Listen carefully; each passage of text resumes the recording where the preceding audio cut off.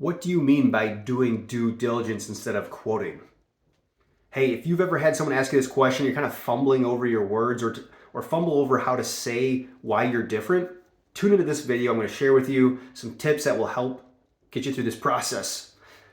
What's up, everyone? Thanks for joining the Max Revenue Show here on our YouTube channel. My name is Micah Salas, the host of the show here today. Let's get into this, folks. Let's start this off. If you watched any of my content, you know we're big believers in due diligence here instead of quoting, right? So if you're setting up this, that's kind of the background is we're not asking to quote, we're saying, hey, can I talk to you about a different approach or due diligence or an evaluation, whatever you want to use, right? Some companies, I worked for a large company, they said, company name 3D, the edge process, right? Is another agency's way of saying it. So there's different approaches. Come up with a cool name if you want. I like to use the word, I still use due diligence a lot just because I think it resonates with buyers or evaluation. Whatever resonates, use it. But then when they're going to ask inevitably, so what do you mean? What's different or what's different about your approach? I'm just going to share my kind of how I get into it and then I'll kind of dissect it afterwards. Yeah, great question. So, you know what I realized 8-9 years ago, selling insurance is people were burnt out from quoting. Same old heartaches, headaches every single time. Last minute renewals, agents were blocked, had to get letters signed. It was just, and it was kind of a fruitless experience and waste of time.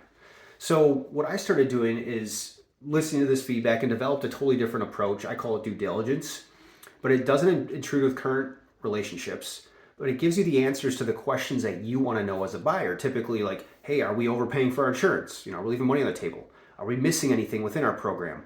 Is there something we're just missing out on in general? Is there something we could be doing different, right? So these are kind of the common questions people want to know and doing their due diligence. So I said, hey, I have a different approach that can answer these questions without all the paperwork, all the applications, and that's what due diligence is. So what it entails is you providing me with some information up front. There's really two major steps on the back end. One is you providing me some documentation.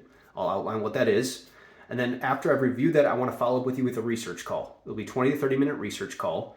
And then at the third step is I'm going to come back and share this with you. And when I share with you what it's going to look like, what you're going to get out of it is an evaluation of your current situation, where you're at today, and I'm going to tell you how your rates compare to the market and your peers. I'm going to tell you how your coverages look overall. I'm also going to share with you, though, different ideas that I've seen other businesses implement that I think you could improve your efficiency and your overall risk profile to make you more attractive to underwriters.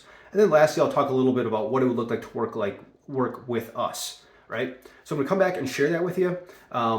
That might take 30 minutes to an hour, but for you to gather the information probably takes 5 minutes. The research call, 25 to 30 minutes. That's your total time investment. And either way, at the end of this deal, I think usually about 30% of the time to 40% of the time I do get hired, and probably 60 to 70, I just tell people they're in a good spot and confirm that for them. Does that sound like something that would be of interest to you, or what questions do you have around it? So that's how I explain due diligence, folks. Whatever your process is, make sure you got to kind of in a way like that, package it, tell the why you developed it, how it's different, and then the benefit to them that's going to come out of doing this different approach that you're talking about. So, hey, if you have any questions, send us comments in the notes below. Give us a thumbs up if you found this video valuable. Share with your friends. Click the bell to subscribe to future content. Go get them.